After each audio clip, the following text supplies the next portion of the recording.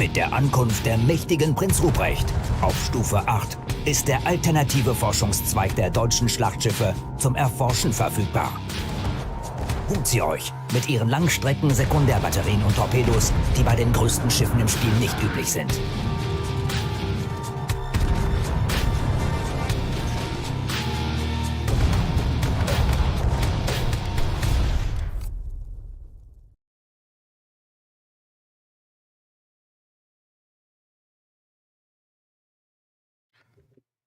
Well, that trailer ended relatively quickly.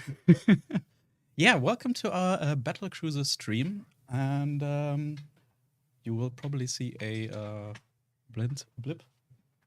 Yeah, run past me. Yep.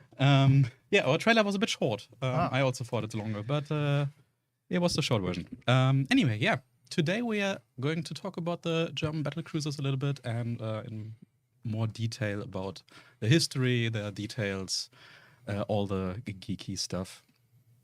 And there are already quite some questions in the chat. Would be nice if you could focus more on like the historical questions, battlecruiser questions. Halloween, we will definitely do a dedicated stream as well. Yep. And that event will start next week. So yeah, you can see Blip now as well. Yep. So sorry about that. I had to make sure to go grab a water bottle, which you can barely see. Stay hydrated. But, yeah, it's green. yeah, I have a green sleeve in my water bottle, so my invisible water bottle.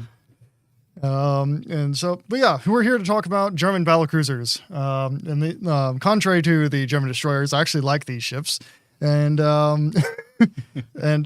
they have a lot of kind of interesting design details, and of course, very closely tied history with the Battle of Jutland and British battlecruisers. So, Sehales, is there a German word for battlecruiser? Yes, it would be Schlachtkreuzer. Yeah, and that's literally a literal translation. Yeah, and at this time, the Germans, whenever they were designing these ships, they were calling them große Cruisers. Or just large cruisers, basically. Yeah, großer Kreuzer is literally like big or large. Yeah. Yeah, and so, but they eventually move over to Schlachtcruiser, and then there's also later on they go for what was the large armored fighting ship, basically. There's a gross like Schnellgroße Panzerschiff. Großes Kampfer.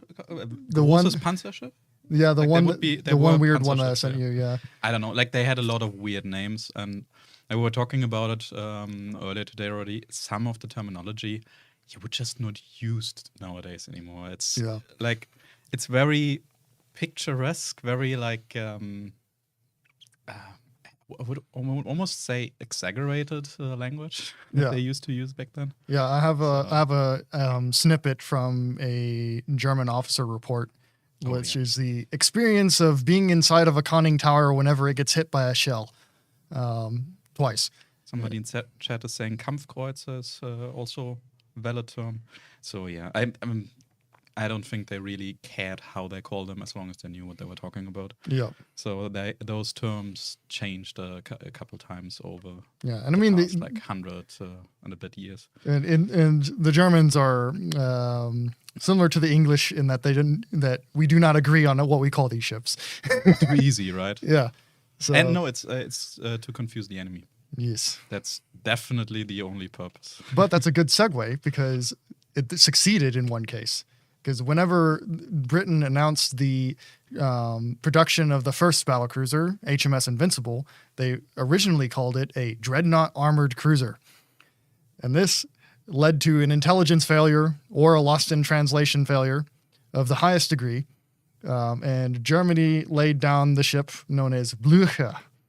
I probably pronounced that incorrectly, but it is an unfortunate ship, and all ships named Blücher have bad histories. Blücher? Yeah. Oh.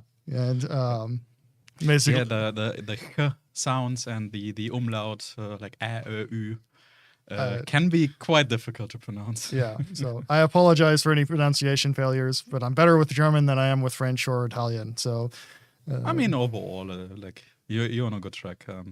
We all butcher one language or another. Like, let's not even get started about like any Asian names. Like, Yeah, only Connor can have a mild degree of success with some of the Pan-Asian names. Yeah. But basically, Blücher gets laid down as a response to HMS Invincible, who basically the Germans go dreadnought armored cruiser. So let's make an armored cruiser with all big guns. And so they just literally take an armored cruiser and then make all of the guns the same size, but they're armored cruiser gun size and armored cruiser armor grade. And so you get a armored cruiser that looks like a mini Nassau, basically. And I don't have any pictures of this one, unfortunately. But it's essentially, think of a Nassau, but with 210 millimeter guns, like you would see on the York, and not very fast. Well, relatively fast. I mean, it's 24 and a half knots on paper. In reality, it's more like 21 knots. And this was a ship that was regularly deployed with the battlecruiser squadrons, but it was sunk during the kind of their first major battle, which was the Battle of Dogger Bank. It was so slow that the English more or less swarmed it, and due to a signaling error on BD's part, BD bash in there, and basically the British swarmed it and sunk it while the rest of the cruisers or battle cruisers escaped. So Blücher is an unlucky name in the German Navy history, because it was also the heavy cruiser that got sunk in Norway after doing almost nothing in World War II. So it's a rough name. Yeah, there are some names in naval history that just kind of you know what's going to happen. You have like HMS Invincible. Every HMS Invincible is has a very active and explosive history. I mean, they're kind of jinxing that name. Like sometimes the ship explodes, sometimes it explodes other things. But like you know, if there's an HMS Invincible, there's going to be a lot of action involved. So. Because there's some questions. Generally, guys, if you have any questions on all the bits that Blip is talking about, feel free to just put it in chat. I will try to interrupt him. Yep. And there are also a couple questions that we generally, of course, always have on like all different channels. But right now, a Blücher for Tier 2 Premium or similar things. There are lots of like also dreadnoughts and similar small boats from the early like World War I or World War II that would in theory fit on our lower tiers, but we rather do focus on like the higher tiers a bit more when it comes to premiums, simply because not that many people play the lower tiers, and whether we do a tier 2 ship or a tier 7 ship or even legendary, it's the same amount of time that goes into it. But of course there's a long list of interesting choices, and you know, sooner or later they will find their way into the battle, into the game, into the battle as well. Yeah. And you will also see a little sneak peek later for something we did not show yet, as far as I know. Mm-hmm. Well, actually, that'll be quite soon, because that'll be the next thing chronologically speaking. Technically speaking, later. Still later. And so Blücher is not a super successful ship, but it does see some service, a little bit of action. It's involved in the raids on the English coastline. There's a few different ones of them. Yarmouth is probably the most famous one, or Scarborough, where the German Navy sent out the battlecruiser squadron to bombard the city, attempt to hit some military targets, don't always succeed at hitting them, and then go home, and in the hopes that they would lure out part of the British Navy to get into a battle with them and sink them, like chip away at them or trap them. But that never really succeeded. And then at Dogger Bank, Blücher gets sunk. So short history there. And we shall move on to the first true German battlecruiser, which is the SMS Von der Tann. Von der Tann, yeah. And so we have to go to gameplay camera. This ship here.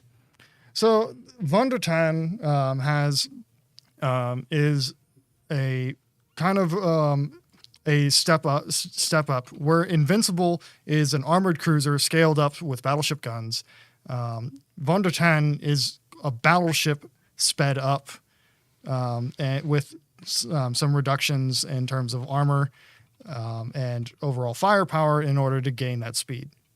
So the two different battlecruiser directions in essence can be defined as they have there's an actual quote for it. The English battleship cruisers will stand against our cruiser battleships, and in the words of a German memo. But in essence, the Germans have much heavier armored battlecruisers. Even their upper belt armor is often thicker than the main belt of British battlecruisers. But they have a lot more staying power, and they prove themselves to have this staying power very much throughout World War One. And let's see, so she's designed as the correct response to the Invincible, and is designed from the outset to assist in standing in the line of battle. Britain had so much production power that they could produce battlecruisers that were not intended to fight in the line of battle.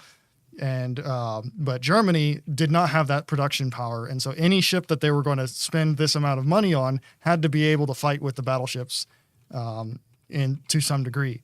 So Von der Tann is built with that in mind. She's roughly 19,000 tons. The Invincible is roughly like 17.5 to 18. So it's larger than the than the early British battlecruisers, and also introduces the echelon turret arrangement. But and in order to show that in a little bit more detail of what I mean, we have a little video here from Robin. So this is from very much a development version of the game, but it demonstrates the ship in a 3D environment. So the idea of the echelon turret design is that it still allows for engine space and a degree of firing forward and backwards, as well as a degree of shooting across the decks so that they could have a larger broadside while having less guns. So this is kind of the halfway house in between the hexagon layout you see on Nassau to the full centerline arrangement you'll see on Derfflinger and on the Kaiser, or not the Kaiser, but the Carnegie class. There was a question. Do you know when it was launched? Von der Tann or Blücher? I think it was about Von der Tann. Von der Tann commissions at the end of 1910. So she was launched, I think, in 1909, because there's a degree of time between launch and commissioning. But she enters service at the end of 1910. And her first kind of mission, so to speak, is to travel south. And they took Von der Tann all the way to basically Argentina, all the way to South America, and kind of showed the flag along the coast of South America. And on their way back, they received the order to proceed home at maximum possible speed. And so they had essentially a 2,000-mile journey home at an average of 24 knots, all the way home, which is incredibly fast for what is now 1911. These are still coal-fired ships, which means you have guys with literal shovels shoveling coal from the hoppers into the boilers the entire time, which is backbreaking work, for 2,000 miles, and it takes them 4 days. So 4 days of round shift shoveling coal. And luckily the Germans had good coal at this time, and could do this with less problems with smoke. Generally, guys, if you have any questions about the ship we're talking about right now, happy to interrupt a blip. Otherwise, I'm gonna collect like a couple more general ones, and we can go through them later. For this one, there are a couple of questions. Some are asking if like it's in any way related to König Albert. Others are seeing a Nassau there. Yeah. Like, is there? It is more related to Nassau. So in the early design period for Von der Tann, they look at a bunch of different armament layouts. One of them is essentially take a Nassau, make it a little bit longer, and then the wing turrets, so the turrets on the sides, make them single gun turrets. So you still have an 8-gun, you have that would be a 6-gun broadside, but in the same style as Nassau. They decide that was not very weight efficient and was going to cost more money than it would be to do it in an echelon cross-stack firing arrangement. There's a bit of argument about this arrangement within the Admiralty, but they overrule it and decide that this is the financially and tactically the best option that they have. And one thing with German ship development at this time is that it is very much, what can we do within the budget? Isn't that a general thing usually? Usually, not for the U.S. Navy, but and less so probably for the British Navy. But for the German Navy, they would get allocated money for a ship before they even start designing the ship. And then any cost overrun would have to be paid for by public subscription. And so so you don't want to have a cost overrun. And any ship that was mandated by law and given budget to had to be built. So if they say we're going to build 2 battlecruisers in 1910, they're going to lay down 2 battlecruisers in 1910. And so you have to figure out how much money that is and all that sort of stuff. They were very focused on keeping that budget in check.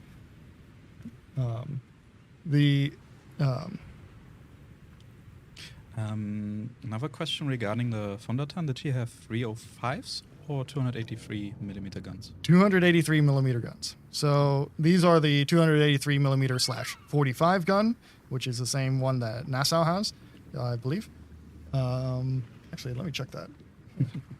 Okay, while you're checking it, because I already see a question here on Twitch. Yes. Whether she's good. Okay. Yes. Okay. But that was quick. Whether we are going to see the ship in store soon? No. This might very well take months, years, decades, millennia, centuries, speak between those, or whatever. You know what I mean. Yeah. It will come when it comes. That was from a very early development version. Don't know if it's even balanced yet in any way, if it even works. There's no checks. There's a lot more to adding a ship than just having its model ready. That is, of course, one part that takes quite long, but it's not the only time-consuming bit. And we currently do not have any plans for her release. You're also going to see another ship, same thing there, but I'm probably going to repeat that later. Yeah. We just really found, figured it's a really nice way to show it, and if we already have it at this state, why not use it for that, right? Right. And so all of this this design is chosen to fit within their displacement limitation of roughly 19,000 tons, and their budgetary limitation, which I believe was roughly 23.7 million marks. But that's 1910 money, or even 1907 money. So who knows what that translates into nowadays. And this is the first large German warship to use turbine technology. The Germans up to this point had been using triple expansion engines, as well as other various expansion engines, and this is kind of their proof of concept that turbines will work, and it does fairly well for a first turbine ship, though they do run into turbine problems with a later ship, which we'll go into later. Couple of guys here in YouTube chat are asking if she had a Krupp cemented armor. Yes. So all of these German ships have Krupp cemented armor. Krupp had essentially formulated his armor or the company had formulated their armor by around 1900 and had been building basically ships from the beginning of the dreadnought race with Krupp cemented steel. Sometimes you'll hear or you'll see it listed as hardened nickel steel, which is just a different way of describing Krupp steel. Turbine engines powered by coal boilers. I guess the long trip of shoveling coal for 4 days already answered that. Yes. And for basically all of these battlecruisers, you're going to have some coal boilers. Later, they start dabbling with oil. They even look into diesel, but neither of those they can fully accept, and for various reasons. But when she enters service, this is the fastest commissioned large warship afloat in the world. There are faster cruise liners at this time, but this is the fastest warship or capital ship afloat. She clocks in at roughly 27 knots in trials. In reality, during wartime, it does not do this speed because German wartime coal is not the same as what they use for trials and that coal. So in wartime, it's really 24-ish knots. And she was, and the belt armor is their main belt armor is 250 millimeters thick, which for context, Invincible's main belt armor is 152 millimeters thick, 180 even. So already leagues above in terms of armor protection when compared to the English warships. The main belt on German battlecruisers are all relatively thin, so that they're not battleship grade protection. It might be the same raw thickness, but it doesn't cover the same amount of area. Larger amount of the ship is protected by the upper belt, which is usually going to be 200 millimeters thick on most of these ships. Interestingly enough, at this time, annoyingly, the Germans were calling the upper belt the Citadel belt, or just the Citadel, which changes your brain a little bit, but that's not functionally. That's not what it is. It's just what they were calling it. Then so she makes the run to South America and back, does the 2,000 miles thing, and essentially acts as the training cruiser for a lot of familiarity lessons and learning how to use these ships. And in World War I, she's almost a sort of elite unit. A lot of what her service logs read as is basically like, we decided to do this because it was the better idea, and almost sort of an independent action within the fleet type unit. Because there are a couple random questions to all Sure. kinds of topics. I'm just going to quickly answer them. When it comes to any buffs, any announcements, any news, any upcoming sales, we cannot tell you anything. Even if we wanted to, even if we know before it's on our blog, there won't be any news on that. Mm-hmm. And because I see a couple mentions of the alleged commander issue, there is no such functionality that you switch your commanders or inspirations and suddenly your RNG gets better. That if it can always be possible that your RNG varies from day to day. That is just how statistics work. Random is random. Don't waste your resources on it. It will not do anything. So back to battlecruisers. Did she actually see any combat? Yeah. How did she do? Yes. So she misses Doggerbank. She was in for an overhaul, but she does go out on the Scarborough raids and the shore bombardment missions. But she sees her trial by fire at Jutland. She is. And so at Jutland, she is responsible for sinking HMS Indefatigable. She fired during the initial engagement. It is a battlecruiser versus battlecruiser fight, and Von der Tann's target is Indefatigable. She takes roughly 52 shots at the ship. I think that's shells. and then Indefatigable explodes. But during the Battle of Jutland, she receives 4 hits, and these are relatively large caliber hits too. And so these hits in German battle reportings, they're reported not in chronological order, but in order from the back of the ship to the front of the ship. So the first hit that she receives, which is on the rear, or basically is at the rear belt along the waterline, basically right where we're looking at right now on the belt. And this shell came from HMS Barham. It's a 15-inch shell. It detonated during its penetration, and basically smashed up the local area there and caused some minor flooding. No casualties. It is described that this shell hit whipped the entire hull up and down 5 to 6 times. So that's the whole hull just flexing, basically, because it just got hit and smashed by a giant 15-inch shell. The second hit, which likely which is a 13.5-inch shell, likely came from HMS Tiger. That penetrated the upper side armor, and then collided with the barbette of the rear turret, and detonated. This caused some local casualties, and jammed the turret for basically the rest of the day. By the nighttime, they had freed this turret by use of explosives to free up debris in the area to stop it from jamming. So by the nighttime, they had the rear turret working by hand controls. The third shell, which was likely from HMS Revenge, so another 15-inch shell, knocked out the rear conning tower, which we're looking at right above the turret in the back here. Which I'm pointing at the screen, you can't see it. It's so just funny. I mean, I can see it, but it's like need some kind of indicator next time. Yeah, I need a laser pointer or something.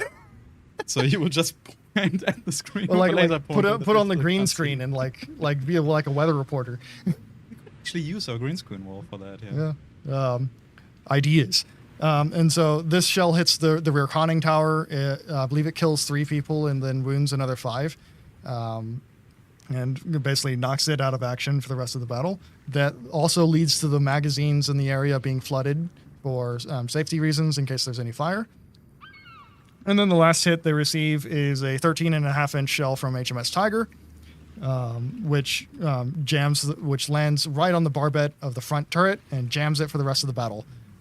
It also blows up the left gun in the turret, and basically leaves it locked in an elevated position. And so essentially for most of the battle, the ship only has access to its middle turrets. Which, interestingly enough, the middle turrets on Von der Tann are a different design. They have a slightly slower reloading speed due to having to be able to fit along the side of the hull. But they also fired so often that eventually the heat expansion of the guns led to them jamming in the turret. And they had to take out water hoses and spray down the guns to cool them down and to reduce the expansion. And then they overloaded the pneumatic systems in order to free it from the jam. So, but they knew as soon as they started firing again, the heat would increase and it would jam again. But this is just how you have to get damage control done in the middle of the largest dreadnought battle of all time. There is a part of the Battle of Jutland that's known as the Death Ride of the Battlecruisers, or of First Scouting Group. And basically what happens during the Death Ride is the battlecruisers are sent to attack the German Navy to allow the main battleship fleet of the Germans to escape. And they have a turn point where they're basically under fire from anything up to 28 different ships at the same time. And so this is called the Death Ride because they're basically getting shelled to high heaven. And Von der Tann goes through the entire Death Ride with no guns in action. By this time, they had all jammed or had been damaged. And so it just stayed in the line with the rest of the battlecruisers because it decided it's better to divide the British fire between more ships than to leave our friendlies alone. JFO's noting bombs hit also took out the steering gear for a short period. Yeah.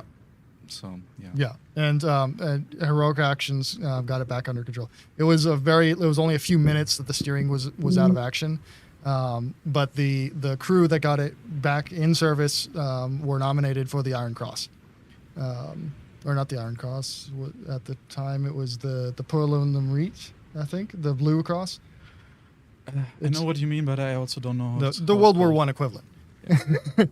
and I got an award. A medal. I mean, even if it's just a few minutes, can be rather important, right?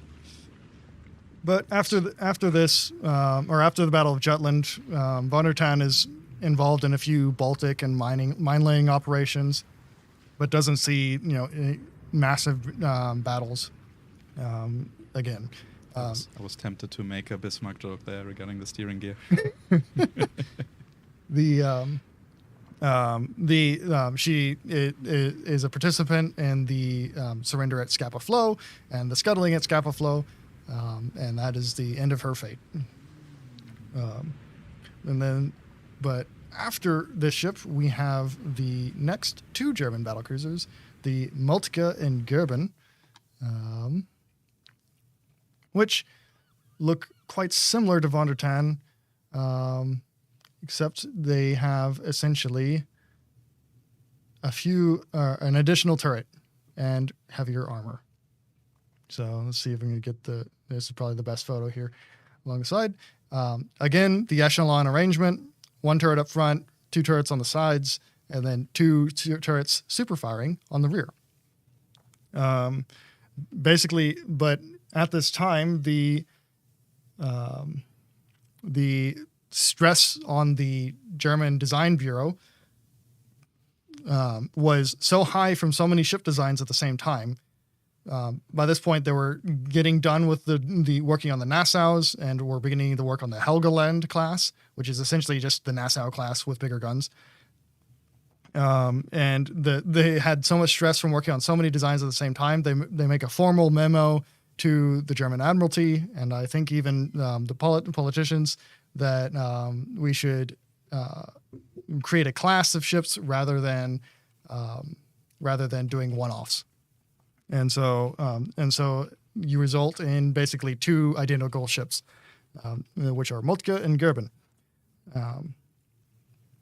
And this is the other ship we have in 3D for you. Yeah, same deal as for Von der Tann. It's basically just a development version. We do not know when we're going to add her. Can be next week, can be in 2 years. So please don't ask that question. We also don't know. Yep. Of course, as soon as we do know when any of those ships or any other ships, for that matter, are coming, we'll let you know and maybe make a stream or blog post or both. Mm-hmm. And so the there's a question: why did they choose to put the super firing turrets to the aft? So I'm not sure of the exact details as to why, but I have a few ideas. Probably it has something to do with the trim of the ship.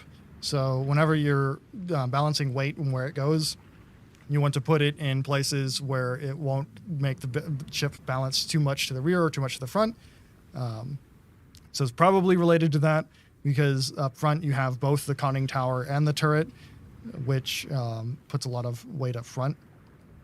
And as well as putting the super firing arrangement on the rear allows you to have the lower turret even lower, and which means that the overall stability of the ship and where the weight is in the ship in terms of how high it is lower overall, which helps you with if you have way higher in the ship, it's going to roll worse essentially. So it's probably related to those reasons. That's just my speculation. I mean, it makes sense. Like that there's a bit more that's going into ship planning than just we want bigger guns and more of them. Yeah. And then at first they wanted to have 8 305 millimeter guns for this ship. That's going to be a recurring theme. But they could not, or basically Admiral von Tirpitz, who the battleship Tirpitz is named after, was more or less in charge of the Navy entirely in construction at this point. He had interesting ideas on how naval warfare would be fought. Very interesting character, very knowledgeable person. But he felt that the 283 millimeter gun was sufficient for the role that this ship had, and it would be less of a budgetary issue to continue using these guns. But these are an upgraded version of the 283 millimeter gun. This is the 283/50 gun, which means it has a longer barrel, which is greater muzzle velocity, range, and penetration. I also have a new mount so that the rate of fire for all guns is consistent between all of the different guns, and so the wing guns do not have a slower rate of fire than the main guns, and this is still at the point where Germany is still hand-loading these guns. There's no mechanical assistance for ramming cartridges in or shells. It's still hand-loaded. But they had good rate of fire. The benchmarks used to compare this ship against was the Invincible and Tsukuba class, sorry. So the Invincibles, they were calling them all one class at the time, but it's really the Invincible and the two Indefatigables.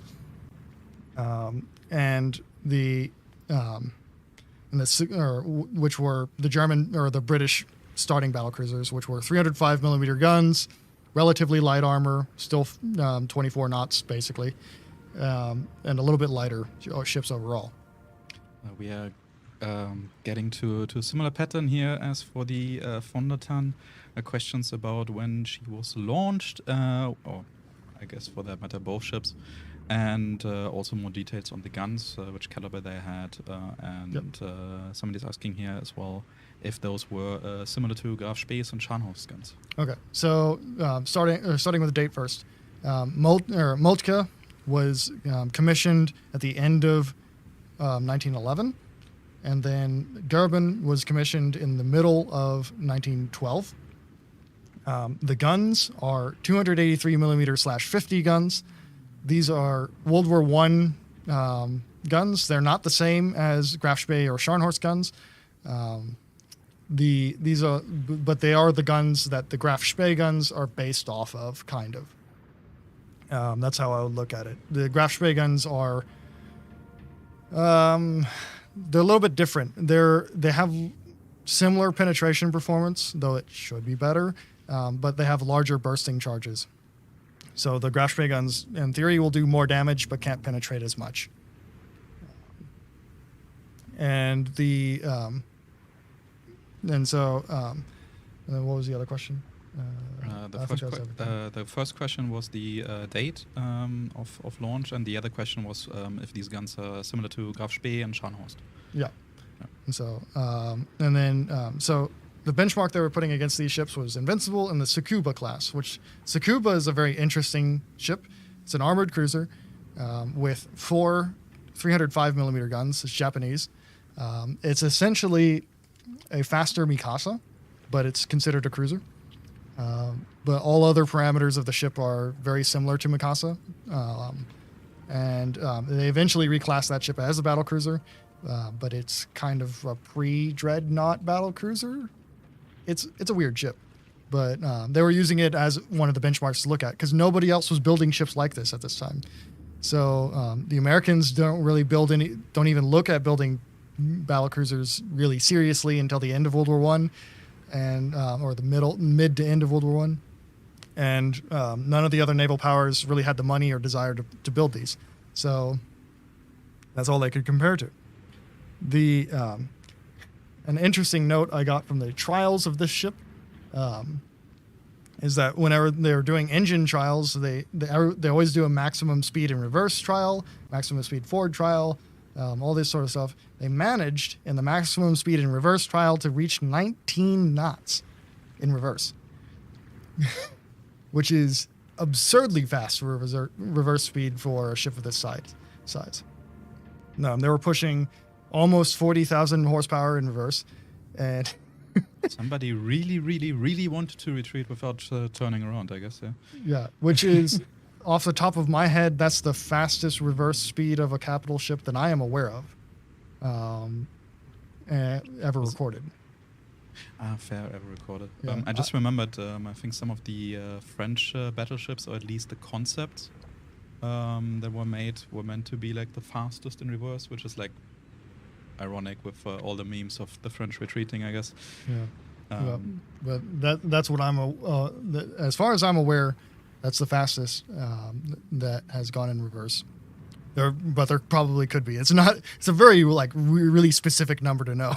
So I haven't seen it given as a number very often. I mean, more often than not, if the military said this is the max, there were a few knots more. Possible.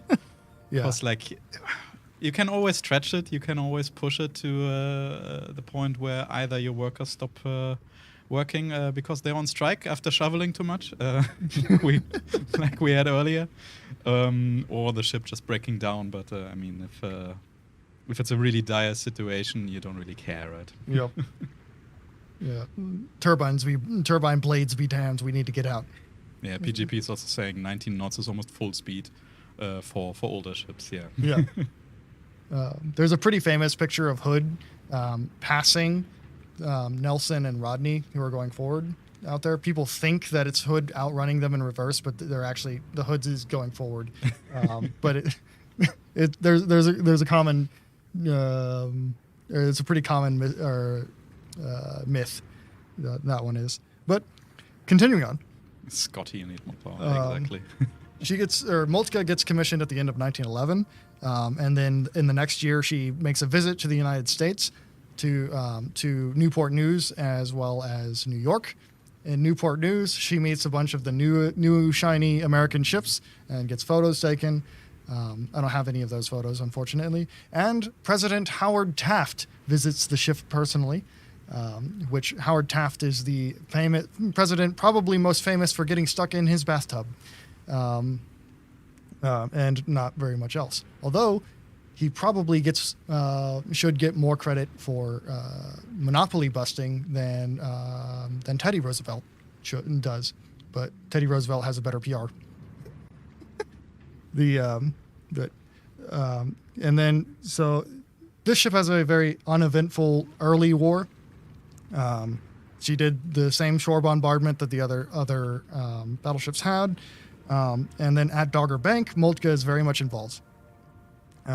She basically goes head to head with HMS Tiger, and does a number on both Tiger and Lion, scoring a total of 8 hits throughout the battle, and doesn't receive any damage. And at Jutland, she goes head to head with Tiger again, and pummels Tiger even worse, scoring 9 hits in 12 minutes against Tiger. And knocks out both of Tiger's rear turrets. And so during the battle, the admiral in charge of the battlecruisers at this point in time was Admiral Hipper, and he changes his flagship from the Lützow, which we'll talk about later, to Moltke in the middle of the battle due to damage that happens to Lützow. So Moltke becomes the flagship of the first scouting unit during Battle of Jutland after some of the first combat. The damage that this ship takes during the battle is it receives 1 hit from a shell of unknown size over the main belt and goes all the way through the ship and then detonates on the other side against the other belt. And it actually blows off that portion of the belt, which is the stern belt, and then which causes flooding, but was survivable. She takes 2 15-inch shells onto the main belts, both of which were resisted. and only caused denting and minor flooding. And she takes another 6 or 15-inch shell to the upper belt, the 200 millimeter upper belt, which causes local damage to the secondary battery and casemates, basically putting them out of action for some time. So speaking of getting hit, there's an interesting question. How accurate were those ships relative to other ships of the time? I would say the German ships throughout World War I have pretty good gunnery. The main problem with these ships is that they have very poor maximum range in comparison to the British counterparts. But it also... There's two sides of this picture, because we're always comparing these ships against the British battlecruisers, which were not known to be very accurate, mostly due to their situation that the British battlecruisers were not really able to do gunnery practice. So a lot of the times their gunnery practice was, we're in battle and we have to shoot at somebody. So learn on the job. And it's not that bad, but sometimes it was. And so you have relatively poor accuracy on one side, and then you probably have, solid accuracy or acceptable grade accuracy on one side. But due to one side having lesser quality, it makes one side look really, really good. But generally, these ships, almost all of them perform exceptionally well through World War I and really prove themselves as well-made and pretty well thought-out ships. Jaifa was saying, hence why the 5th Battle Squadron did more damage to the German battlecruisers than BT's forces. Yeah, so he's referring to the accuracy there. The 5th Battle Squadron had just come from Scapa Flow, where they were able to do gunnery practice and were well-trained, and they had just come from there to BT's forces, while some of BT's forces were moved to Scapa Flow so that they could do gunnery practice there. And so... and 5th Battle Squadron, their shooting throughout the entirety of Battle of Jutland is pretty on spot. But Moltke's sister ship is arguably more interesting. So Moltke's sister ship is the Goeben. So a lot of the English people will pronounce it Goeben, but technically it's kind of like an umlaut, so it's Goeben, I think. It is, yeah. And the O with the 2 dots above them, they're not for decoration, it's an Ö. But you can also, generally, nice tip for any history lovers, if you are into German ships, German commanders, admirals, and you have the umlauts, like the Ö and Ü, if you don't have the dots, you can just, instead of Ö, you write O-E. That is actually correct spelling, and then everybody knows that it's actually meant to be an Ö. Yeah. Also, if you're looking up any material, that usually yields some more results, because some people actually use this notation in case they don't have the umlauts. Yeah, and so Goeben starts the war in the Mediterranean. So she basically, in the Mediterranean, she's at the very beginning. She knows, or the captain of Goeben knows that war is coming throughout June and July. And so he gets basically the ship prepared for it. He goes in for repairs, gets some of his boilers repaired, not all of them, and gets ready for war.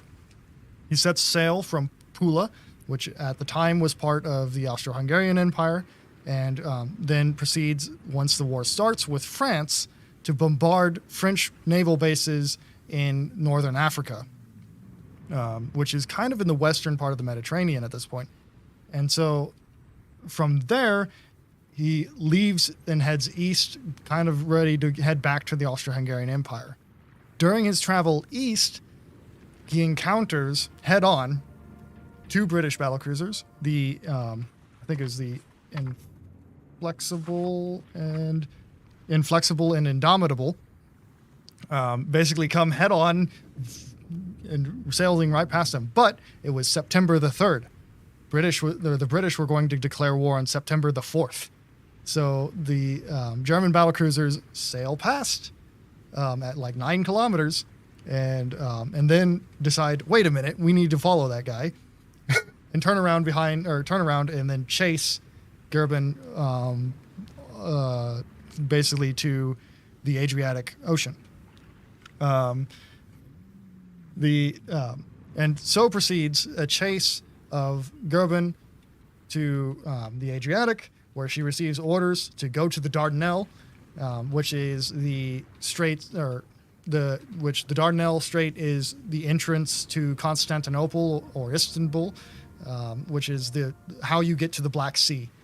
And so Goeben gets chased all the way to Constantinople, and basically sits in port as a auxiliary part of the Turkish Navy, though still a German warship and still under German command throughout World War One. When the Royal Navy battlecruisers bombard the ports of the Dardanelles, Goeben is prepared to go fight them, but basically told, don't do it. It's not a good idea. Go 2v1. And so throughout World War One, she goes into the Black Sea and basically bombards Russian stuff, and engages various forts and a few smaller warships like destroyers, and I think a couple cruisers. But in January 1916, she's busy fighting some Russian warships when, out of the blue, or a pile of smoke really, the Russian dreadnought battleship Imperatia Ekaterina II appears on the horizon and starts shooting at Goeben. And Goeben is in a pretty poor maintenance state at this point in time.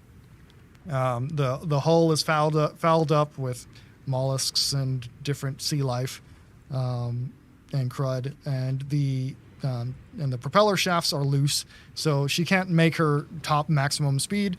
And so the Russian battleship is basically brand new, steaming in on them, and they are not very brand new at all, and are trying to steam away.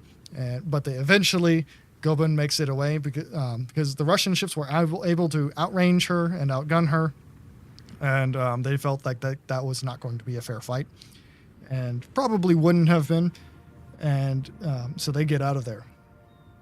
At the end of the war, she is attacked by British bombers, which is an interesting side note of World War I. It's one of the only and one of the first uses of aircraft against naval warships in an offensive fashion. And then at the very end of the war, I think it was November 1st, 1918, she is given to Turkey and renamed the Yavuz Sultan Selim. I hope I pronounced that correctly, or close to correctly. Fingers crossed. And she serves in the Turkish Navy until 1950, and becomes the oldest serving World War I capital ship, or the longest serving World War I capital ship, and even existed up until 1973 when she was scrapped. She was offered to the German government to be purchased as a museum ship, but that was declined. At the time, Germany wasn't exactly in financial situation that she is nowadays, and due to war rebuilding and all that stuff. So, so that's Goeben. After these ships, there's Seydlitz. Seydlitz is, in appearance is very similar to Moltke and Goeben. We have a couple pictures here, but we do not have any model of her. Well, that's her after some damage. She is essentially. They once again look at upgunning her to 305 millimeter guns, decide against it due to the expansion and displacement required. But essentially, they come up with improvements to the arrangement of guns and improvements to the protection of the ship overall. The belt is increased to a 300 millimeter main belt, which is essentially battleship grade main belt. And other parts of the armor are just increased in thickness. The guns have a little bit of a wider firing arc for the echelon guns, the wing guns, and they are but overall it's essentially just a bigger, better Moltke. And this was an incredibly durable and tough warship. Proved itself very much throughout the war. It entered service in 1913. And in Dogger Bank, she receives a heavy hit from the British battlecruisers, which started a flash fire in one of her turrets. So a flash fire is essentially what happens before a ship completely explodes. So it's like the final bit that ignites the ammunition or whatever else is going to blow up. If you've seen any of the pictures or videos where there's a big plume of fire going out of the top of a turret, it's essentially that plume of fire. Doesn't always blow the turret out, but it's just rapid burning of propellant and lots of damage. Usually, basically no survivors. But luckily, and very luckily, the magazine crew were able to flood the magazines before the flash fire reached them, and then they posthumously received Navy Cross medals to commemorate them saving the ship. But due to this situation at Dogger Bank, the German Navy makes many improvements to their flash protection and ammunition handling procedures to prevent it from happening again in the future, which technically does happen, but essentially they learn the lesson: do not store propellant in your turrets because that is a bad thing for ship safety. The British did not learn this lesson. So during Jutland, this does help and likely saved several ships. But that's the major hit she takes at Dogger Bank. And at Jutland, she is absolutely riddled with holes. We're not going to go over all of the different shots that she receives, but she receives roughly estimated 24 hits from British guns of various sizes. And she just gets pummeled. And it's a damage control fight all the way home throughout the battle. But she makes it. Even after looking like this, she makes it home. Is she even barely afloat? Yeah, she basically, she only barely makes it. She has to be towed the rest of the way home. But Drakenefell, if you are familiar with that YouTube channel, he very recently did a special episode all about this damage control fight. I highly recommend it. It's kind of a story of just man versus machine in a very real sense. Yeah, on that note, by the way, because there are a couple viewers in YouTube chat thanking us for the history streams. It's really enjoyable. Great job to Blip. If you want more history and more of Blip, we also have usually monthly Armchair Admiral streams. That's on the with the PC team. Yep. And Drakenefell and also some other historians and history nerds are joining that usually for all kinds of deep dives into the most crazy topics. Basically just going full history mode for 2-3 hours. Yep. And we also always accept questions before that and also, of course, during that. So definitely check that out. Yeah. And so the latest one was on Monday. We had it was me, Tuki, Drakenefell, Dr. Alexander Clark, and Italian Military Archives covering the Mediterranean combat in World War I. Yeah, definitely. Go check out Drakenefell's video on Seydlitz. Highly recommend. It's 35 minutes worth a watch. But she makes it home. The rest of the war, she spends the next half a year repairing from this, and then she doesn't see much major combat after this. And then she is also scuttled during the... I got corrected. Hey, Sehales, they're not history nerds. They're history awesome guys. I'm saying history nerds for the lack of a better word. historians and people who are just really into history. But yeah, history awesome guys sounds good. We'll just need to change your title next time. Princeblip, community manager and history awesome guy. Yeah, but after Seydlitz, we get to the meat and potatoes. History guru is also a good one. Oh, guru, yeah, that's a good one. The meat and potatoes being Derfflinger. So after Seydlitz, it's 1910. Britain is laying down warships with 13.5-inch guns. They're looking at warships with 15-inch guns. Germany needs to upgun their battlecruisers. Admiral von Tirpitz throws a hissy fit and doesn't want it. But the Kaiser says, we're going to have it. And so that is the way it will be. And so the Derfflinger begins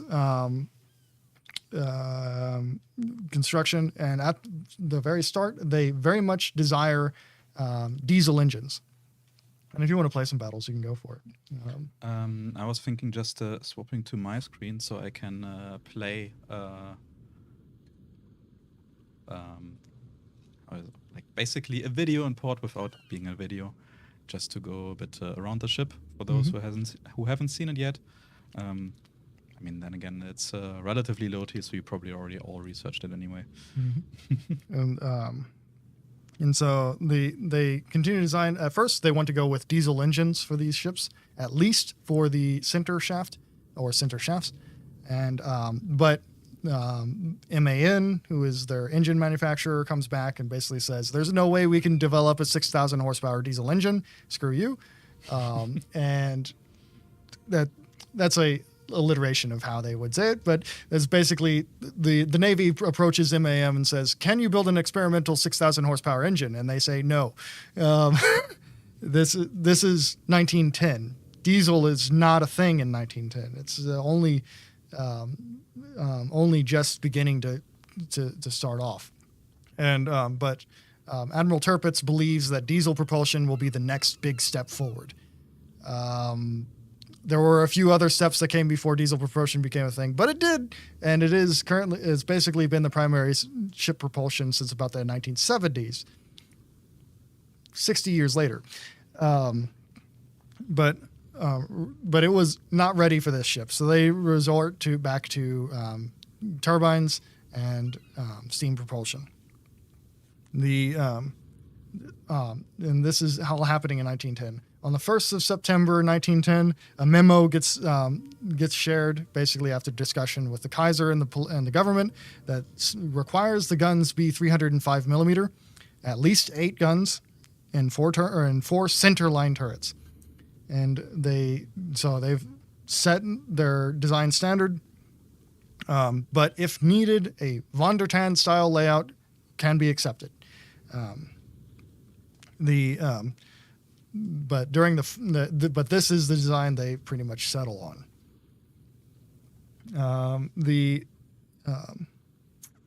During the final design talks, actually I'll go over that later. So they end up with a 26,500 ton design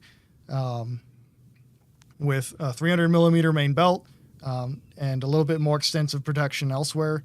They reduced some protection in some areas in order to gain some in others, but overall it's about the same protection as Seydlitz. And they introduce a new construction method, and Derfflinger is the first capital ship to be designed with a longitudinal frame system, where instead of using transverse framing, they use lengthwise framing, basically. This is the framing that was used on Brunel's Great Eastern, which was the largest ship in the world for a very long time in 1858, and a very, very durable ship. And this is the first warship large warship that it's used on. And then this is commissioned right at the start of the war, September 1st, 1914.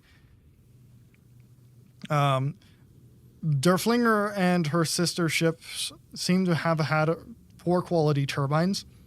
They often would chuck a fan and basically blow up a turbine and have to go back into port to fix that.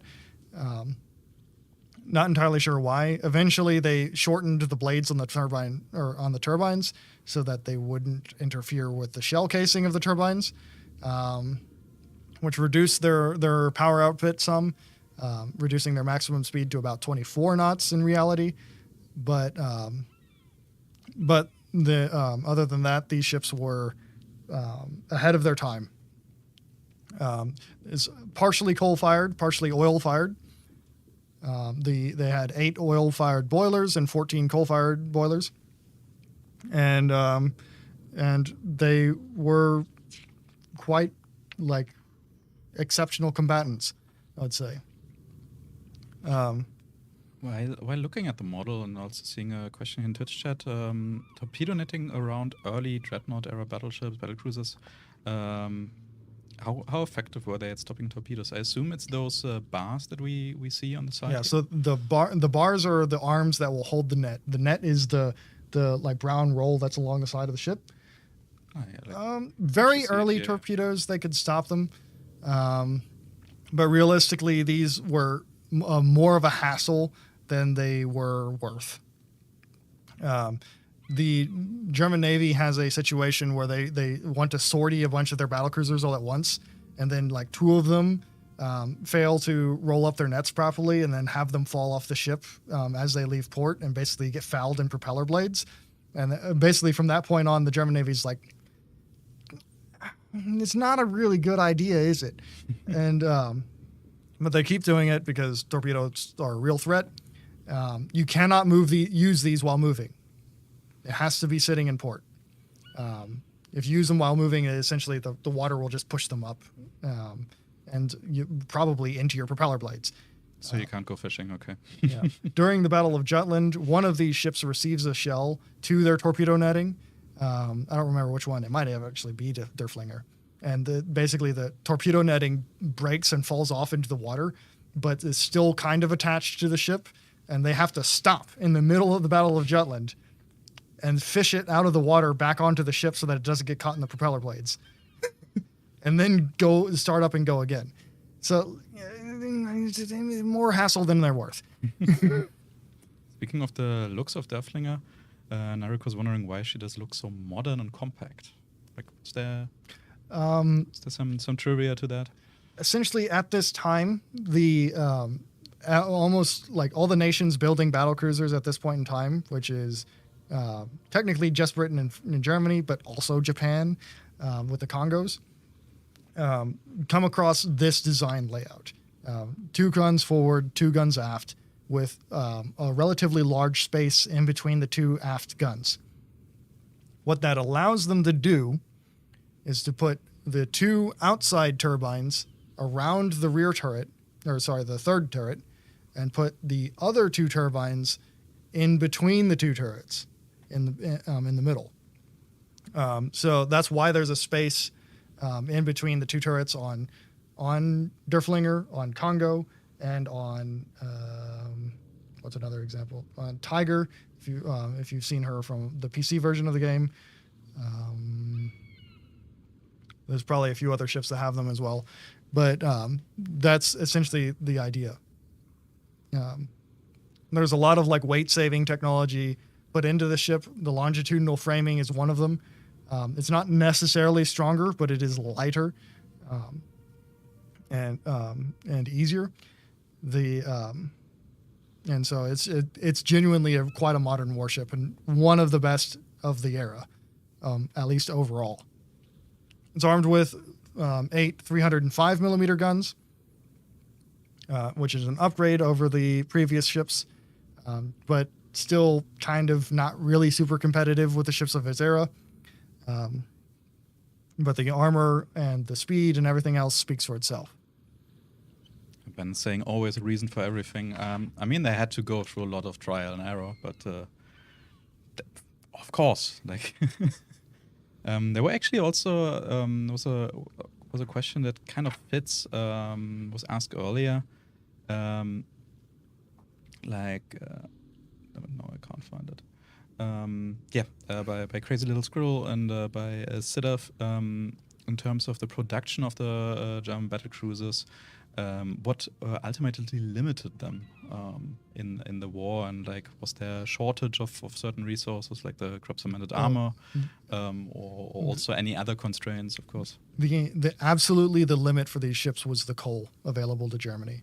So the best, generally speaking, the best coal available in the world happens to come from Wales in Britain. So which is the coal that Germany could use in peacetime because they could just import it from Britain. But during wartime, they had to use their own coal, which is an anthracite coal, which essentially has a lot of stone and impurities caked into it. So you can use that in these ships, but they will coat the inside of your boilers with basically a layer of stone and calcite, and will clog up your boilers. And you don't get as clean of a burn. You don't get as hot, or rather, you get inconsistent burning, where some points are going to be really hot and some points are not going to be so hot, and your performance suffers from it in almost every way imaginable. And these ships were limited by this during the war. So, like on paper, they can do like 27 knots during their trials. But with reality of wartime coal, they can only do like 24, and they can't keep that going for longer than a day. And so by the end of the Battle of Jutland, by the nighttime, a lot of these ships basically have to disassemble their boiler, clean it, reassemble it as they're going, and just to keep the engines running and keep running away back home. That's the major limitation. So to answer it in short, it wasn't even about building the ship, but actually just moving it from one place to another and using it. Yeah, and so building it, Germany had pretty good production at this time, especially for a nation their size, and especially for how recently they joined the Navy game. Overall, it's the World War I German production. In terms of warships and pre-World War I, really, is quite impressive, I would say. When it comes to the production, Culture was asking, what's the difference in cost in making a battlecruiser compared to a battleship? So, generally speaking, at first, battlecruisers are a little bit less expensive. Eventually, during about the 1910 period, they get to where they are as expensive as a battleship. And then as time goes on, they become very much more expensive than a battleship. So the first ship we were talking about, Von der Tann, or rather the second ship we were talking about, was, I believe, 23.7 million marks. By 1910, they're spending, if I remember right, 44 million marks per ship. So on that note, Paul was asking, so if it's more like battleship armor, battleship-sized guns, at what point is a battlecruiser or battleship a battleship? So the German difference at this point in time is that, generally speaking, the battlecruiser has a less firepower. So for Derfflinger, the comparison is the König class, which has 10 305mm guns. But also German battleships have a thicker armor belt. So, not thicker, but it covers more surface area. So wider. Yeah, wider. And so the German battleships are just better protected. They're slower, and they, generally speaking, carry more guns. Would be the main difference. Although eventually, when we'll get there, they essentially homogenize and say these are more or less fast battleships, and we should continue on that path. But we're not there yet. So essentially, somebody went there. That's our battleship. Everything that is a bit smaller but has less firepower, we just call battlecruiser, because why not? Yep. And so at Jutland, Derfflinger proves itself very good combatant. Where at the beginning of the battle, Derfflinger engages the HMS Princess Royal and scores 8 hits on that ship. And then transitions to combating HMS Queen Mary, which after a while of shooting, Derfflinger very likely sank Queen Mary. Queen Mary was one of the battlecruisers that detonate during the Battle of Jutland. After that, she probably hit HMS Barham 4 times, and then during the second engagement with the battlecruisers, Derfflinger was firing on HMS Invincible when Invincible exploded. However, Lützow was also shooting at Invincible, and probably is a little bit more likely than Derfflinger to have sank Invincible. Derfflinger was the at the front of the line whenever the battlecruisers go through the death ride that I was describing with Von der Tann. And during the death ride, Derfflinger is hit 14 times, and both of her rear turrets are disabled. A couple of these hits that I'm going to describe. I'm going to describe the 2 hits that disable the turrets. The first one, which is to turret D, was a 15-inch shell hit, probably from HMS Revenge, which took out the rear turret and started a flash fire, but a smaller one. And it killed 74 men in the turret. 2 men managed to escape the turret by escaping out of the case ejection hole, but only one of them ended up surviving the battle. And then another 15-inch shell hit, definitely from Revenge, hit the second rear or the upper rear turret, and started another minor flash fire, killing 68 men. But that's 2 flash fires on 1 warship with no explosion. And so the Germans had learned to increase their flash tight safety mechanisms and reduce the amount of ready charges they have in their turret, increasing the safety of their ship, and it shows with Derfflinger. Throughout the battle, she receives roughly 32 hits, which is more than Seydlitz, but many of them were smaller caliber hits.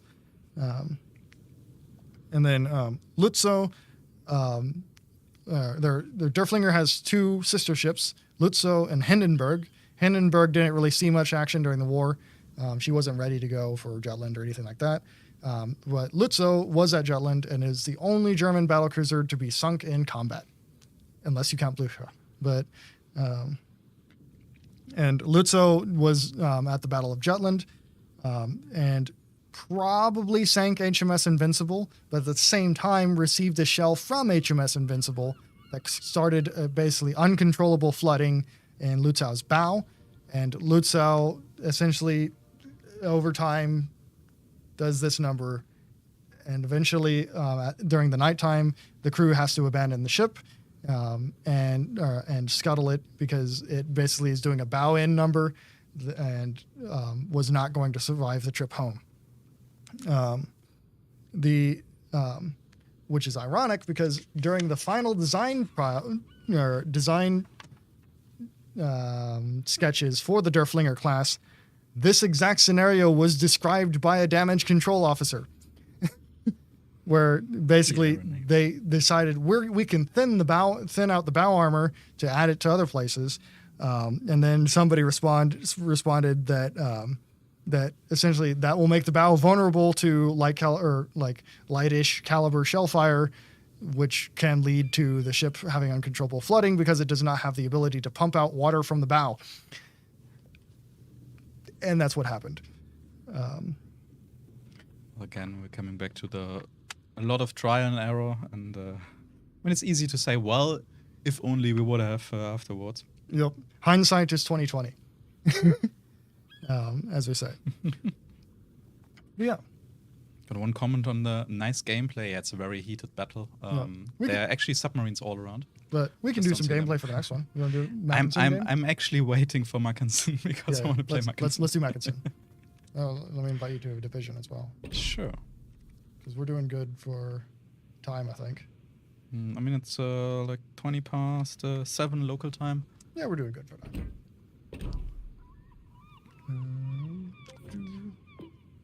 like when it comes to UN history, I'm not sure if there would be actually a practical end. It's only a theoretical end. There's only a theoretical, yeah. So.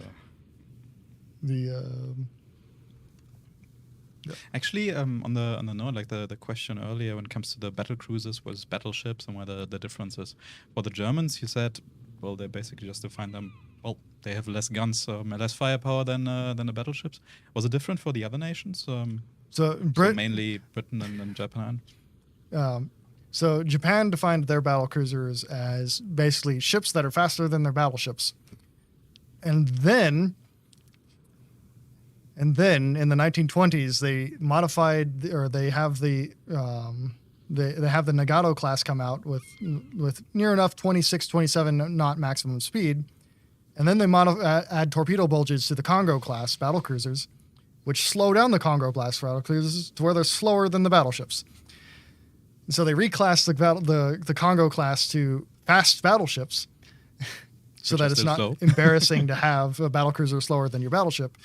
And so Japan doesn't really have a good definition of it, and Britain changed their definition of it. Generally speaking, they say any capital ship that goes over 25 knots is a battlecruiser. King George V goes over that speed, but it's definitely not a battlecruiser. Nobody has a good definition of it, to be honest. So, but yeah, you need to ready up. I thought I am ready up. Sorry. Nope. Yeah, I mean, when it comes to the whole classification thing, I can tell a funny story. I visited the German Naval Museum in Wilhelmshaven. Was talking to one of the staff there, and they were saying of course it was later in the war, they have like a little destroyer there, but some of the classification for when something was a corvette or frigate or destroyer or any other class was really just weird bureaucracy around the amount of staff and the amount of officers you need on the bridge or on the ship in total. And they just reclassified some ships just so they could save up on some stuff. Yeah. I guess that sums it up.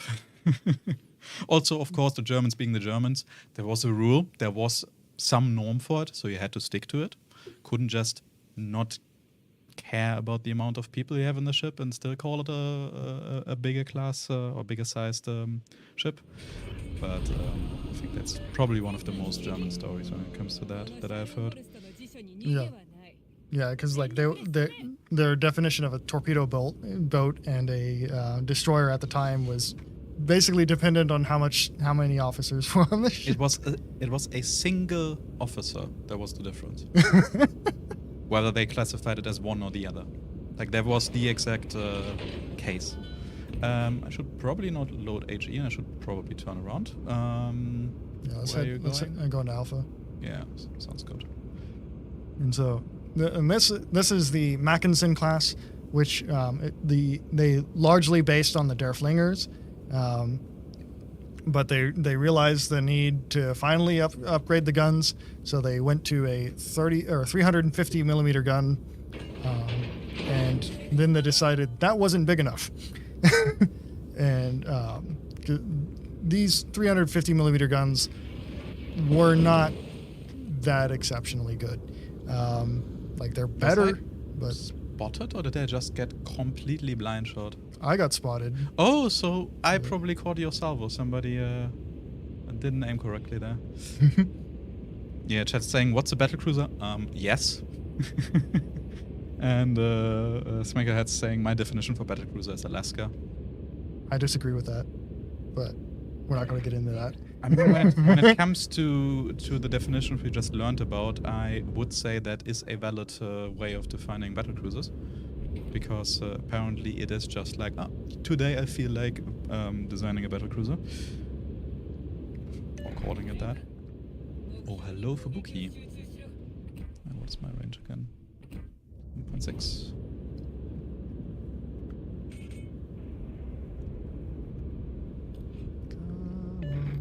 I'm gonna pop my sonar because I would assume the Fubuki is gonna send some... He's not even looking at us. Some fun soon. So, yeah. Probably too concerned by the Mayan. With the Mackinsons were with the Derfflingers. We had a basically 26,500 ton battlecruiser. So we've gone from 19,000 with Von der Tann to about 21 to 23,000 with the Moltke, with the Moltkes and Seydlitz, to 26,000 tons with the Derfflinger, and yet another growth to 31,000 tons with the Mackinson class, which they put 4 of these ships into production. And essentially but the Mackinsons are whenever the German Navy decides to abandon the turtleback armor scheme. And so from the Mackinsons forward, the battlecruiser designs that they were going to make would no longer have the turtleback, which would allow for some weight savings, better structural integrity, and easier handling of coal throughout the ship.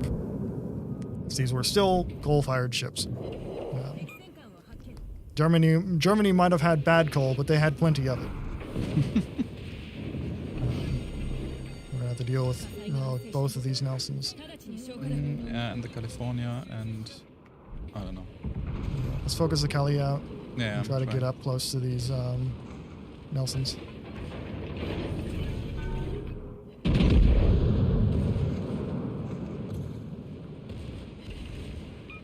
Oh, come on, Kelly.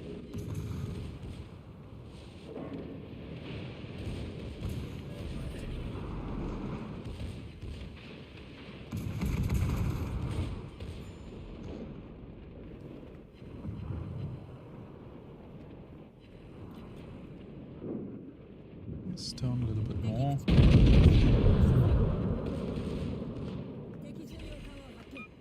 Ah, so close. Can you blast at her? I'm still reloading.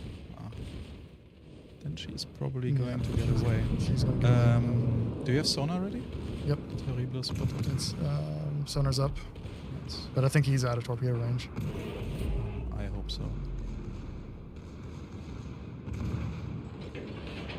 The day I can actually remember all the values, I will mark my calendar with a very big red X. Took out a turret on the Nelson. And so the 4 Mackinsons were all received, or we have a good idea of what they were all going to be named. I'm going to shoot the other Nelson. She's showing broadside. Okay. I'm going to come around the side on these guys. And so the 4 Mackinsons were very likely to be named Mackinson, Graf Spee, Prince Eitel Friedrich, and Fürst Bismarck. We're not quite so sure of the first Bismarck name. That doesn't seem to have been set in stone, but that's the one that seems to be most likely. So Prince Eitel Friedrich, with the question in chat, is our rendition of the Mackinson class with a kind of like 1930s-ish style refit to it, based off of what the German Navy did in the 30s. And so, but it is, at its core, it's a Mackinson class battlecruiser. Okay. That's one way to do it. Nice one. Do not sit the broadside. You will get slapped. Like that. Yeah, but I wanted to do that. And so, from a gameplay perspective, Prince Eitel Friedrich has an infinite number of damage control party charges. It has worse secondaries. The main guns have battleship accuracy with much higher Sigma rating or shell grouping. It's just kind of a different ship. I think it has more hit points as well. Paul is asking, is the 360-degree rear turret on Mackensen historically accurate? If so, why doesn't Prince Eitel Friedrich have one? I'm pretty sure that it is historically accurate, but I think whenever Prince Eitel Friedrich was made, that is, like, whenever we made it for the game, the 360-degree turret function wasn't something that was very common or even available for battleships. So I think PEF probably just never got it. for that reason. In case of any doubts, because I know at least of a couple ships on PC that could have it but didn't get it, it was just a balancing thing. Because like you see, it's so useful to have that rear turret just pretty much always be ready. Yeah. The non-360 degree rear turret, like the third turret, you saw how slow it was when I was turning and shooting those Nelsons. So where are the enemies? I'm spotted. Oh, hello. Ah, crap, I still have HE loaded.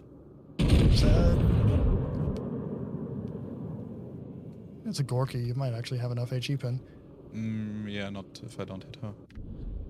She slowed down a little. Yeah, the Mackinsons were being built during World War II. We have a picture of, but we're going to get the salvo in first. See if Priorities. Yeah. Let's see. Let's see if they... my shells? Nope. But you got them. Nice. Bye. And so this is, or the ship on the right is one of the Bayern class battleships. Ship on the left here, or the hull on the left, is Mackinson. And so you can see they were working on it, but they were not anywhere near completed by the time the war ended. Speaking of Mackinsons, oh, and also Gipper. I'm trying. Yeah, World War I, sorry.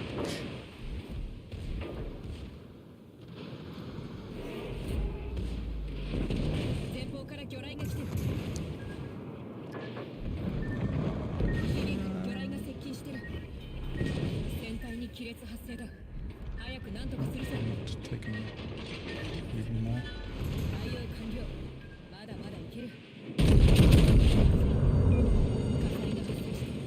Yeah, I'm probably going to go down here. Or not just probably, I definitely am. Trying to get the rearmost Mackinson.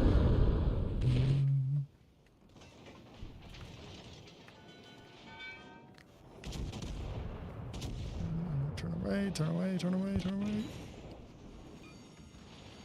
So what is the difference between Mackinson and Predator Friedrich?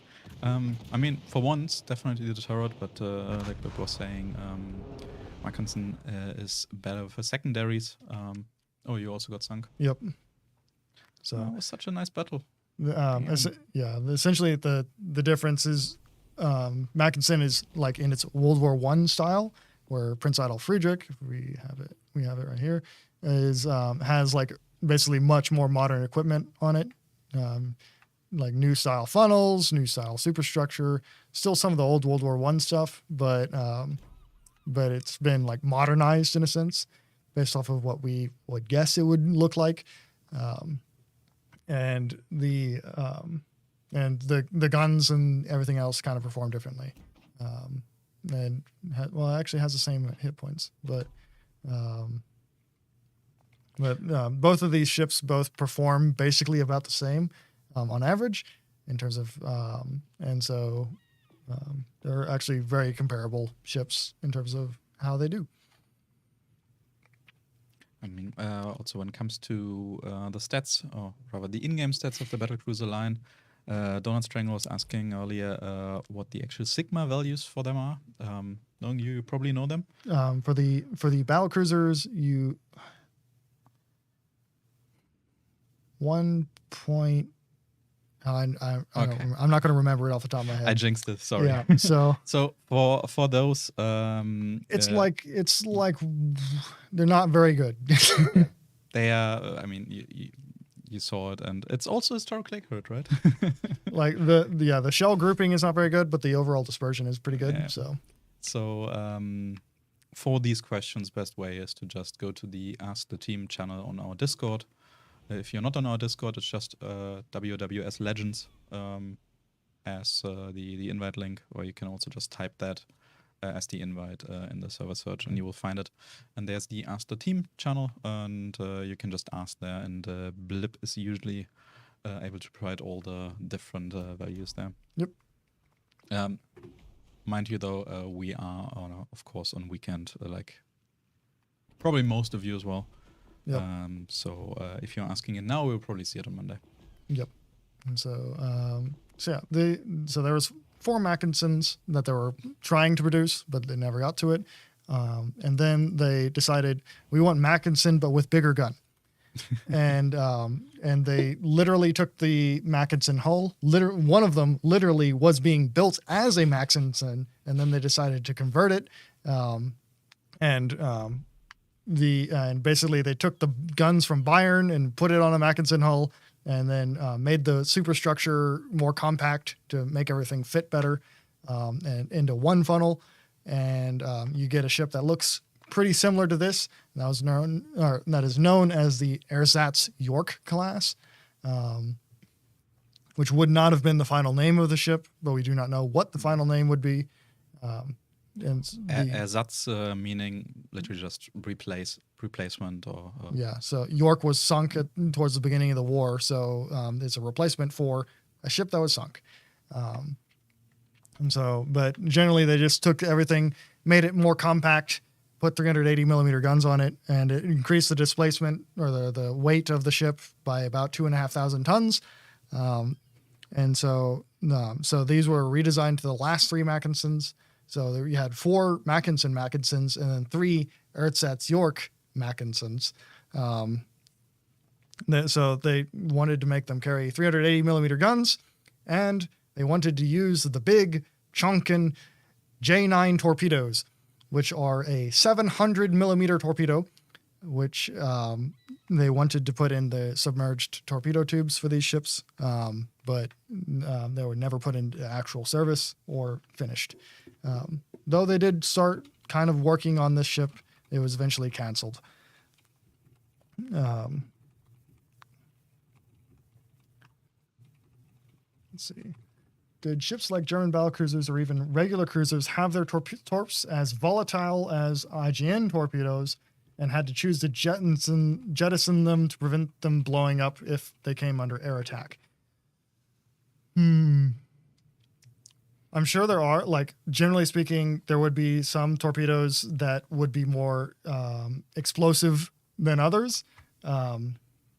But I'm only really aware of the Japanese torpedoes being volatile. And it's the equipment that handle the torpedoes, not necessarily the torpedoes themselves that are volatile. But there are cases where they have torpedoes and it would probably be best for them not to have torpedoes, which is the case with Lützow, which her bow torpedo room basically leads to the ship sinking, and almost happens to one of the Nelsons as well. Jake is saying, what's with the building in between turrets 3 and 4? It hinders the turret. You basically have to be 90 degrees broadside to use your back turrets. I assume you just mean where the turret box is actually situated on. Yeah, the box here. So the box is a so anytime you see these little like fins on a German warship, that's a ventilation. Okay. I actually thought it just meant the part of the superstructure and then the part of the turret. Okay. No, the box in between turret 3 and 4. So that is a ventilation system. Inside this box is a large scale HVAC fan system, high volume air conditioning. Although I don't think it's actual air conditioning, it's just airflow. It's basically just a giant fan. Think of a squirrel cage fan if you're familiar with that is. And because immediately underneath that box is the turbine rooms for the center 2 shafts, which are the high pressure turbines. So your high power turbines are getting cooled, and this is also providing air to the sailors underneath the structure. So on the German ships, especially World War I era, they have these fins that you see across the ship, and all of those are just air intakes, basically. On other ships, so if we look at British ships from the period, you basically see like little. Trying to find one real quick. You see these like little domes.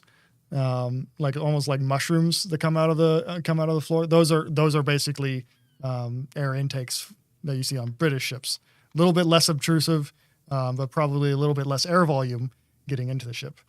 Oh, are you unfamiliar with what a squirrel cage fan is? I have no clue. So it's a big box fan with where the inside spins in a circular motion, but the fan blades are on the edge rather than the whole thing being a fan blade. It's good for moving air in a very specific direction into like a duct. Oh, so it's more like for like a blower fan or something. Yeah. Okay. It's just, we call them squirrel cage fans because they kind of look like a cage that you would put like almost like a hamster wheel.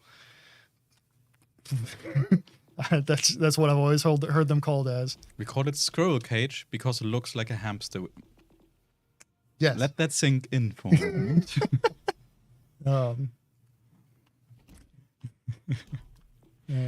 So British ships were known for having really bad ventilation. I can't imagine any ventilation at this like time and age being great.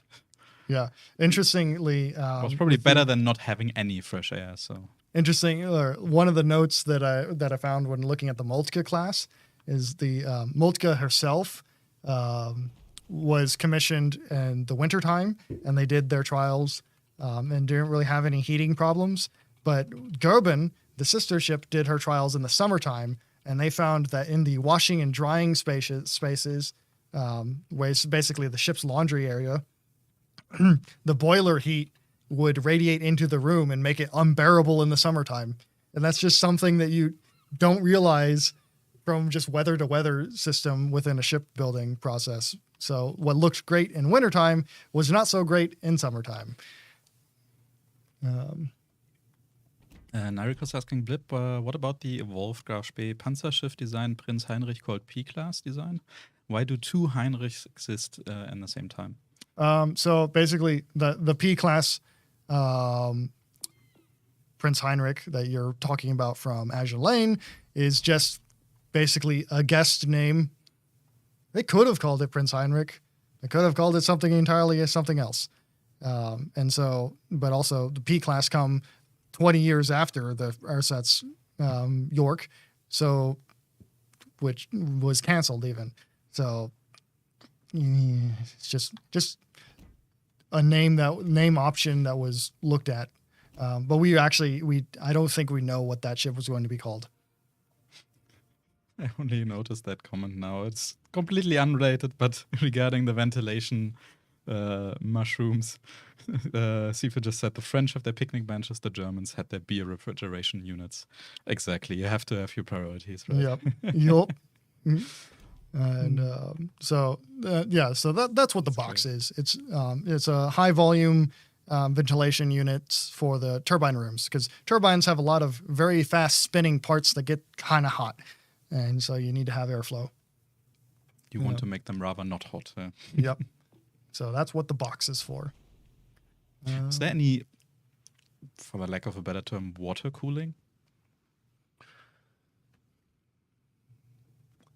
So some of the magazine spaces on some ships, I'm not going to be specific because I'll get it wrong if I try to be. Sometimes they would try to cool the magazine spaces using water cooling, because essentially if you spring a leak in the magazine space, like it's not going to be the end of the world, but it's safer than other options.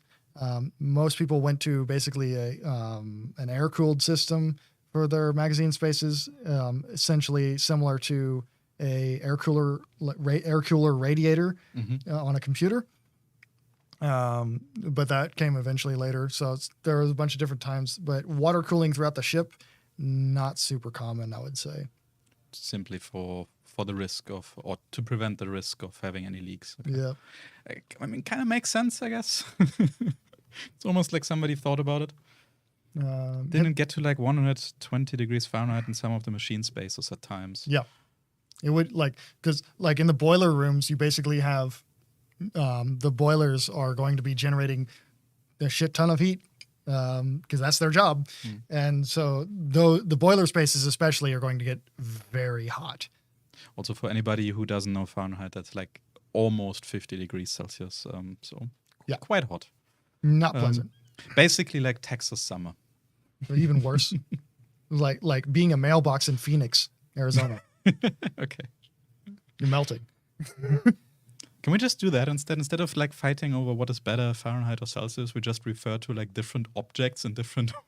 Oh, that's the American way. You don't measure anything with an actual Come thing. on, you use Fahrenheit. You do say like, oh, today it's in the hundreds. Sure, we do use Fahrenheit. But we say things like washing machine sized hole. I mean, to be fair, like, while I like to mock some people, we need to use it, it's actually not that stupid. Yeah, we also need to go over the very descriptive experience of being in a conning tower while being rang by a 15-inch bell. So I've got this on my phone here because it's just a screenshot essentially of a book. A screenshot of a book. Yes, this is my life. Because no, it's just like a physical book, and you make a screenshot. Isn't that a photo? And of course, I do not have any cell phone reception. You don't? No. Why For some reason, the streaming room has very poor cell phone reception. I mean, it might be because it's literally in the middle of the building, but. So I'm gonna go step outside and get this to load real quick. I can just give you. You don't have. It's not in your Discord. No, but I could have just given you a hotspot because it works for me. But all right. So while Blip is trying to get the image, I'll just check and answer some more or some less historical questions, because when it comes to history, I'm just amazed by all the details, but I have no clue. Like, but it's always nice to like either join streams like this or also do some research for some events or something and then learn something. When it comes to the ships we have shown, because there were a couple questions again, Moltke and Von der Tann, they were videoed of a development version. We have no idea when we are going to actually release them. There's still some work to be done on them as well. They were not tested in any way yet, so it may or may not happen anytime soon. Yep.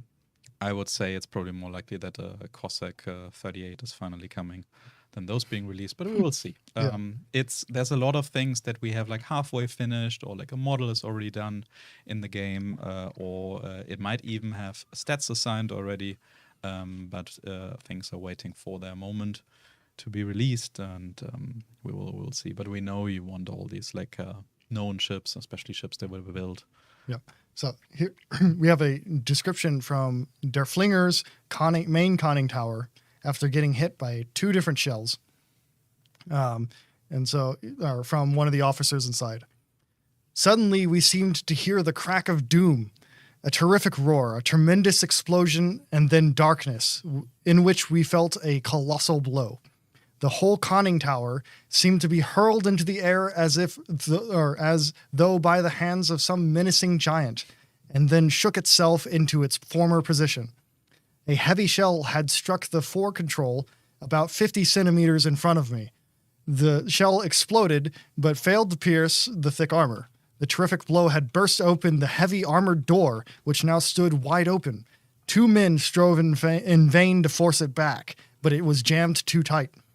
Once more we heard the colossal roar and crash, and with the noise of a bursting thunderbolt, a 38-centimeter shell exploded underneath the bridge. An extraordinary thing happened. The terrific concussion of the bursting shell shut the armored door of the fore control again. People don't write like they used to.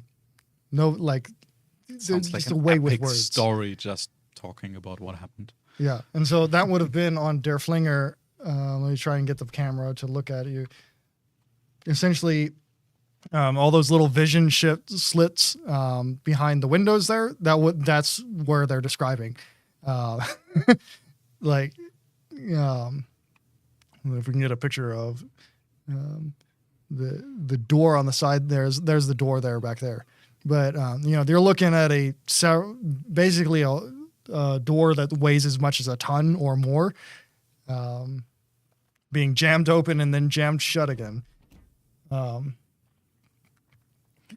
is saying, man, they had a much better command of the language than we did, lol. Yeah, Technic was saying also probably translated. Yeah, probably was, but I wouldn't be surprised if the German version of that was pretty much the same wording. Yeah, just in German. We were talking about it earlier. Probably nowadays we would just say there was a big bang. There's a big bang and the door was open. Big bang, door open. Another big bang, door shut. It's like a bit more caveman, I guess, but generally, like so many, so much language that they used to use, nobody would even understand nowadays in some cases, or wouldn't get that, like what is meant by it. Yeah, language evolves, but it's always interesting to read or hear these stories. Yeah. So, but after the Ersatz York class, we have in the armor viewer of the conning tower. Okay. So that would be. Let's go to that. Yeah. So that would be this portion here. That is 200 to 300 millimeters. Yeah. So it's that's the armored portion. You wanted to be inside that at that point. But after the Ersatz York class, we have a series of designs that basically Germany wants to look at going for a fast battleship, combining the abilities of a battlecruiser with the abilities of a battleship into one ship and kind of save on money. Admiral von Tirpitz kind of goes against this idea, and it is a contributing factor into why he was relieved from service by the Kaiser.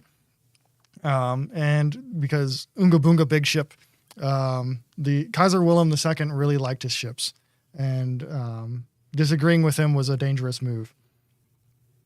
But I have the blueprints here of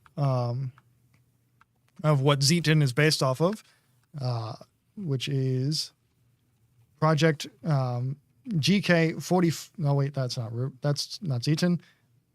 Project GK4531.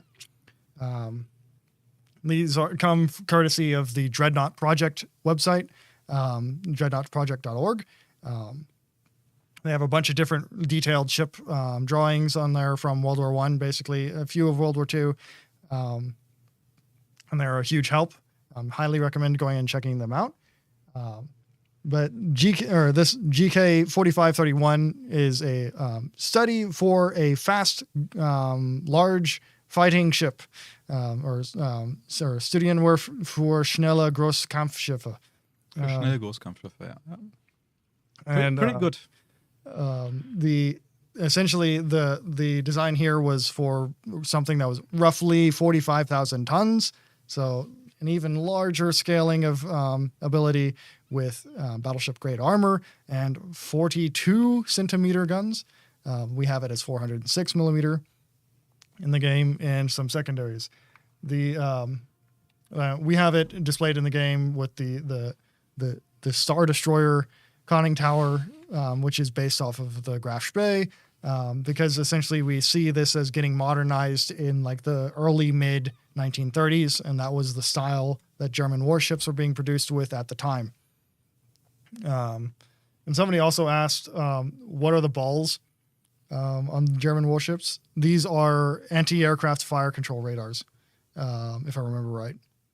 And they're essentially radar or fire control systems for anti-aircraft purposes. You see them on various different German warships. And then Prince Ruprecht is another version of the design series that Zeton is from, which is the GK4541, which is again a 45,000 ton ship, but reorganized to have 4 turrets. And none of these ships had turtlebacks or anything like that, or designs. But all of these designs came in, basically, they started these designs in 1916 and worked on them into 1917. And if you know your World War I history, realistically, Germany completing any of these ships was a long shot by that point, due to steel supply and just production effort priorities. We're not in the naval side of things at this point. Paul is asking, so Prince Albert Friedrich has AA radar, even though it's a 1930s fictional loadout? I mean, you were talking about the Ruprecht and the Zeton there, right? Yeah, but essentially, like, so when ships get refit, they get refit multiple different times. So we bring them up to a standard that's like basically World War II standard. So the superstructure and like the way the funnels are arranged and the way that the like the conning tower is arranged is pretty 1930s.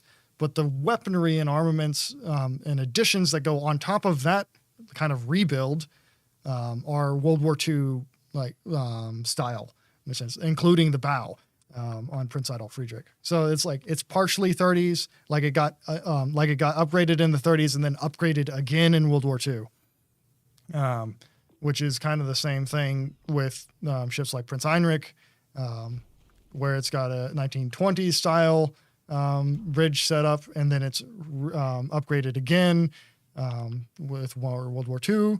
And then Ruprecht even has almost a Gneisenau Scharnhorst style bridge. Because like if you take a look at this and we go look at Gneisenau, it's quite similar, and Scharnhorst even. And go back to Ruprecht. The bridge is quite similar.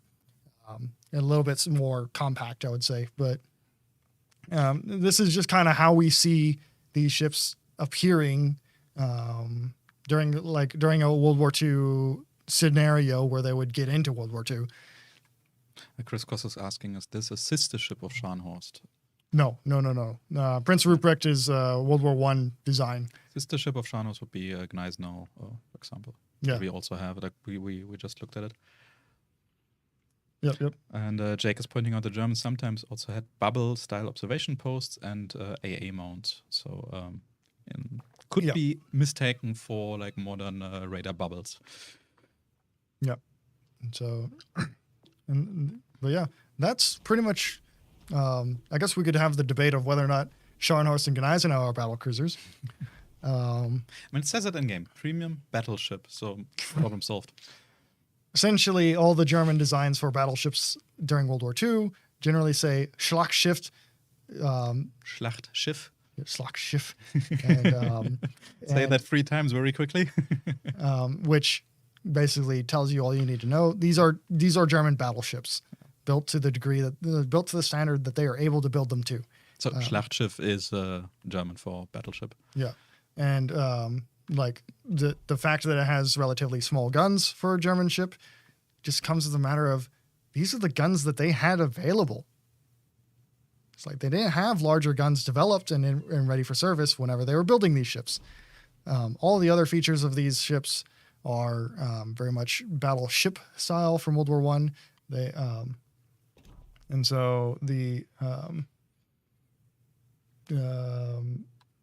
so they have hallmarks of the German battleships where they have 3 propeller shafts rather than 4 propellers, which the battlecruisers had. They have an armor scheme with a turtleback, which is something that they got away from with the battlecruiser designs with the Mackensons. And generally speaking, the armor protection of the Scharnhorst is incredible, which is not while the armor protection of German battlecruisers is good, especially by battlecruiser standards, it's not to the same degree where you can compete. You can fairly say that Scharnhorst basically competes with Bismarck in terms of its overall protection ability. It's a battleship, in my opinion. It's just really fast. Yeah, Stylo's pointing out Schlachter is quite a common word that the Germans say instead of Schlachtschiff.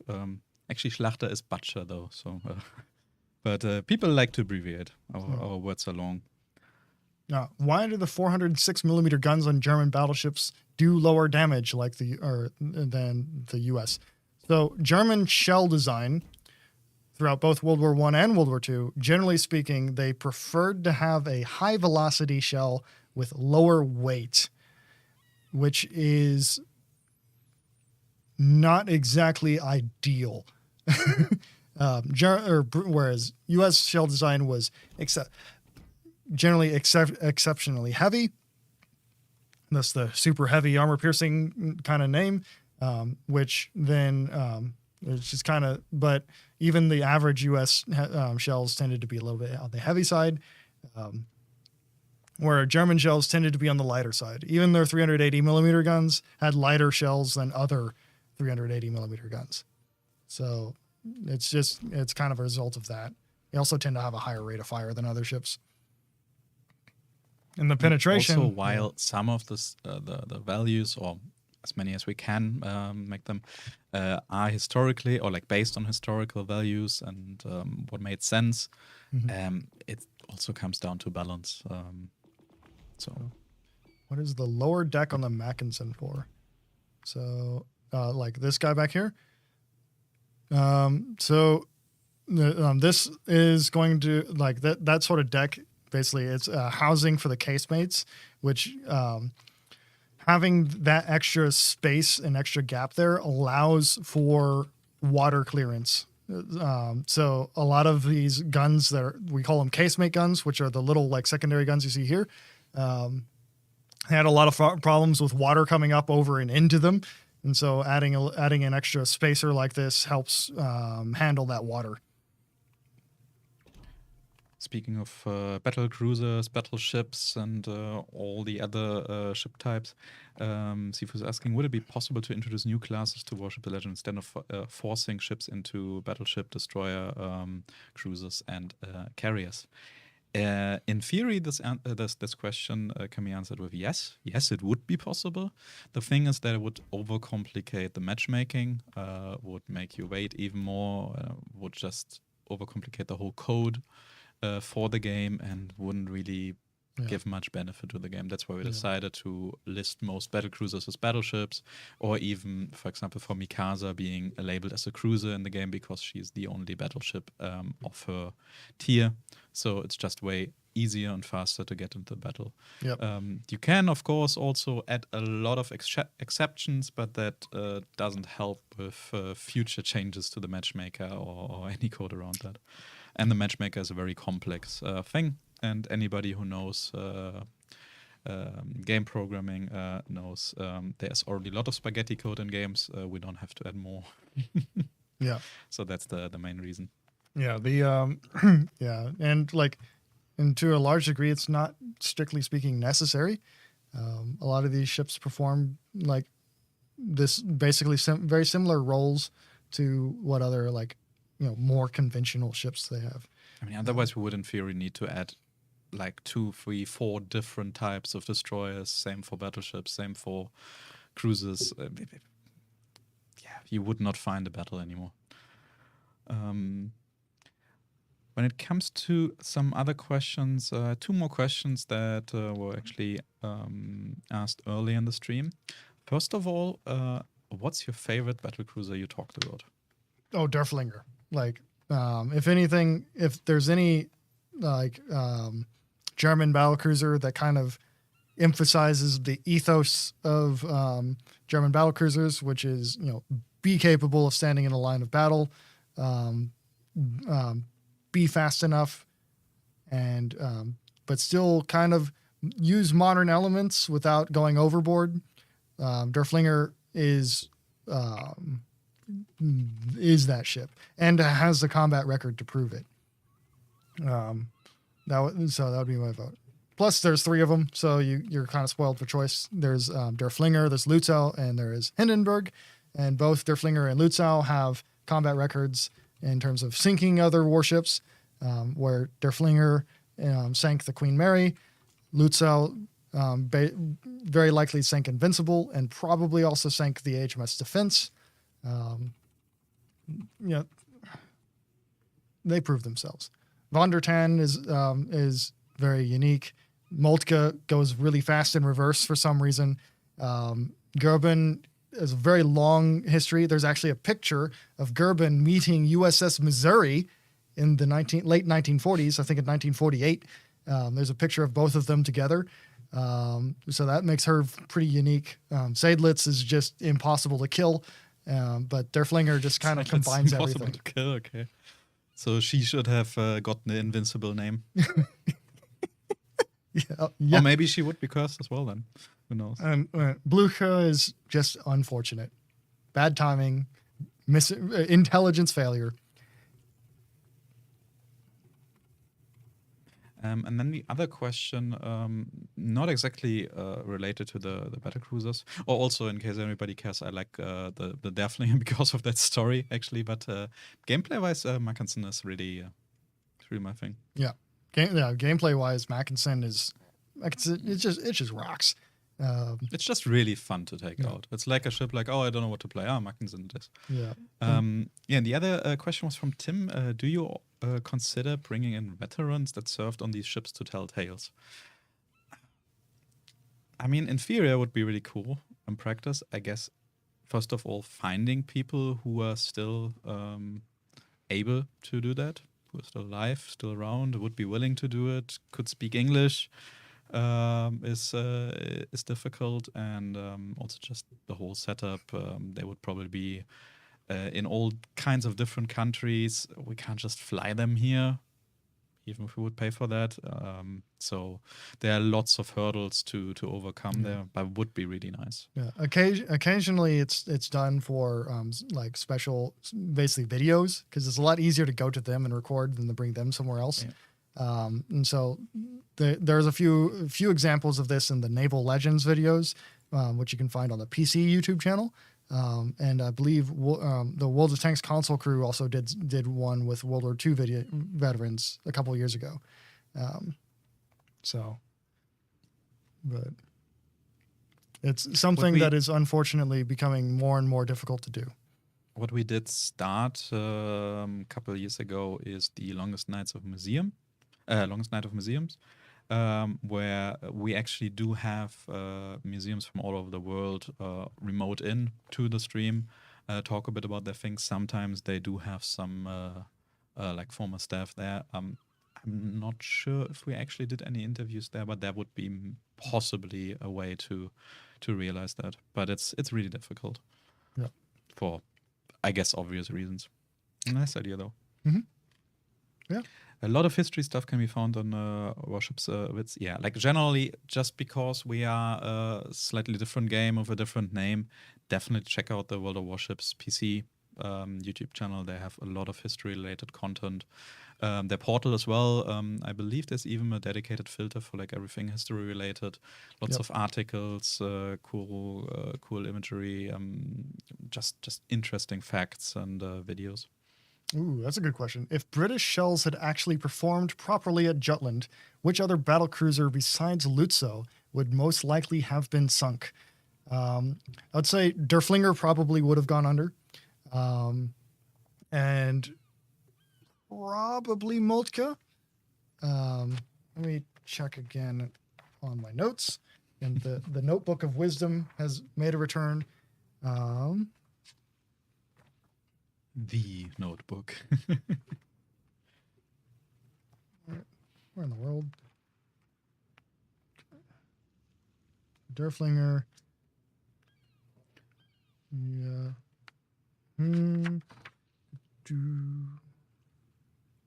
Yeah. I would say Seydlitz almost for sure goes down because just more damage to a ship that only barely made it.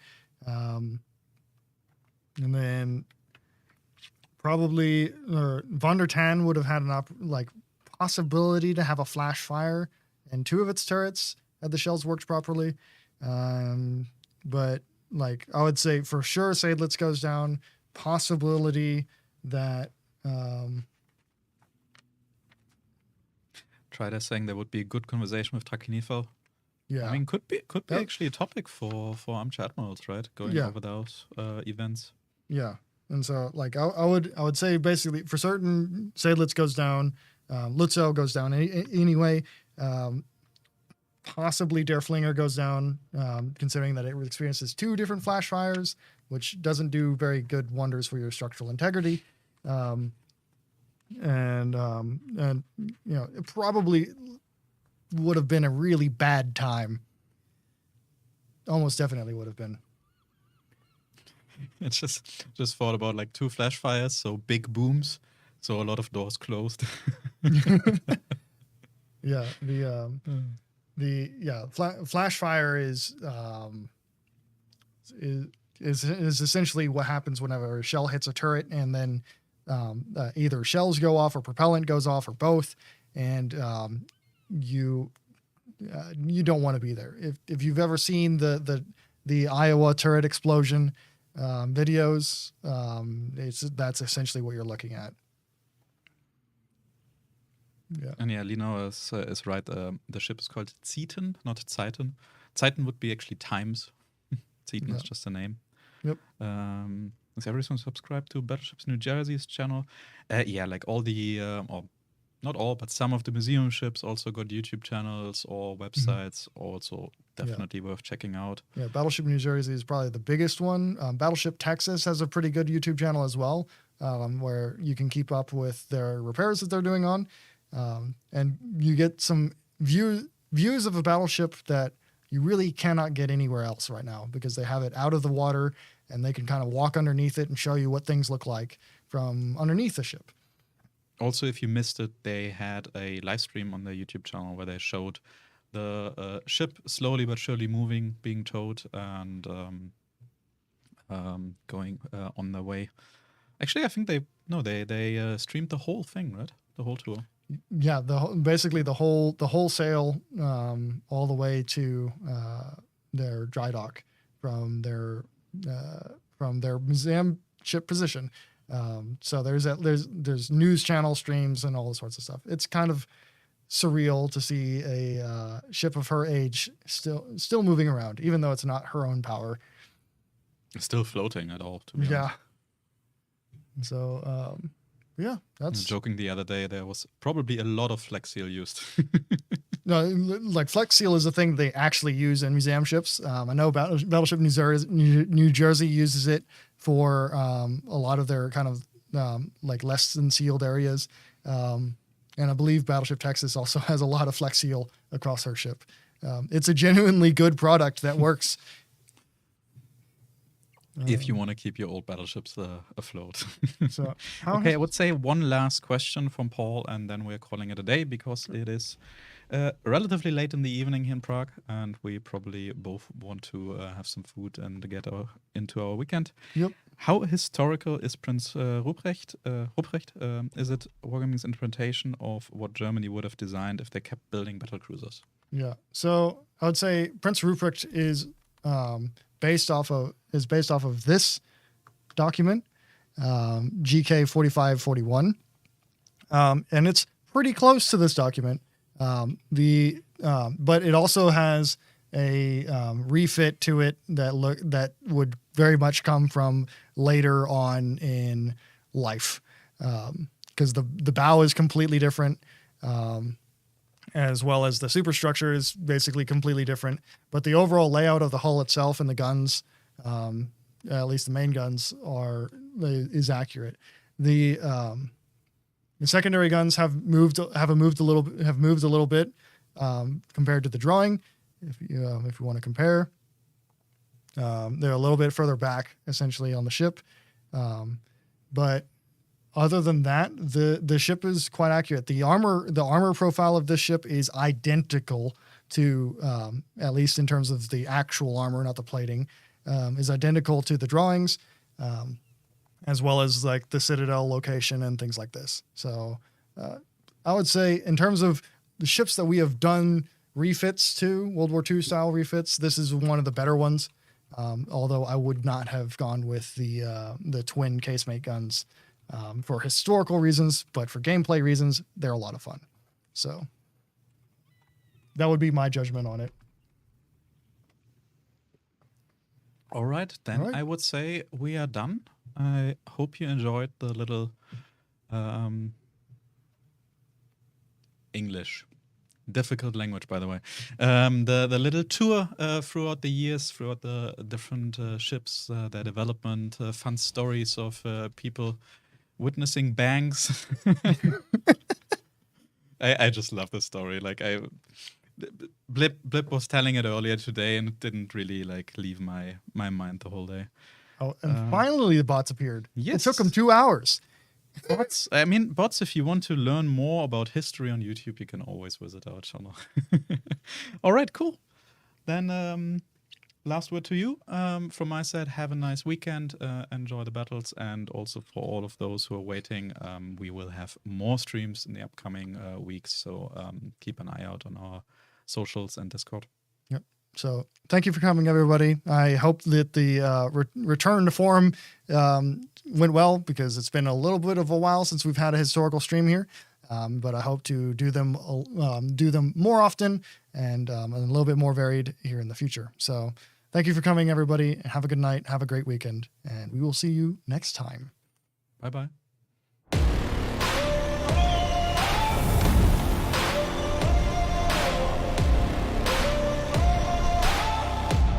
I need intelligence data. I've got that lightning inside me, so no